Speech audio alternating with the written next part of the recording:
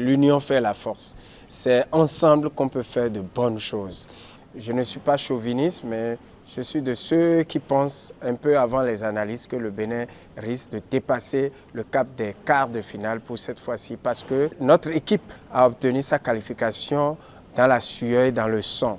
Cette victoire n'est pas que la victoire dans le physique, c'est la victoire aussi de nos ancêtres qui sont des guerriers. Il ne faut jamais se laisser vaincre, quelle que soit la situation, toujours penser que, avoir l'idée que tant qu'on n'est pas encore arrivé à la fin, le rang qu'on occupe lors de la course n'est que aléatoire.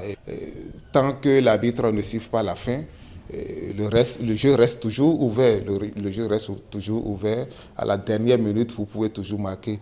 J'en veux pour preuve.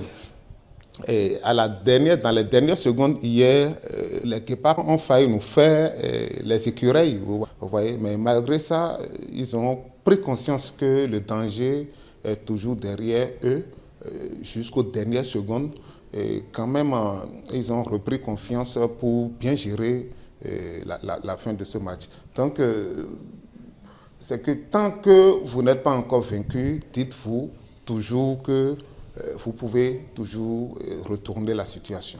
Le premier, c'est de dire qu'on peut faire confiance à la jeunesse. Parce que quand vous voyez cette équipe-là, avant l'arrivée de Kenneth Rohr, c'était déjà en fin de cycle. Il a eu l'audace d'amener des jeunes qui venaient de l'équipe junior. Il les a intégrés et la mayonnaise a appris à tâtonner un peu, même si ça continue aussi de tâtonner, mais ça a commencé par prendre. La seconde leçon que moi je tire, c'est l'unité. Si nous arrivons à nous mettre ensemble, à rester derrière l'équipe, à supporter et à mettre les moyens qu'il faut, on peut aller loin. La troisième chose qu'il faut noter, c'est la résilience. Ces joueurs-là, comment ils se sont donnés dans la difficulté, surtout le dernier match en Libye, à Tripoli, comment sur le terrain, l'arbitrage, la pression du public, même après, on a vu tout le stress qu'on a causé à cette équipe-là, mais ces joueurs-là sont restés concentrés, sont restés dans la difficulté, mais dans cette difficulté-là, ils ont pu montrer qu'ils sont capables de rester eux-mêmes, capables de faire face à l'adversité et capables d'obtenir cette qualification-là. Donc, on les remercie et on est fiers.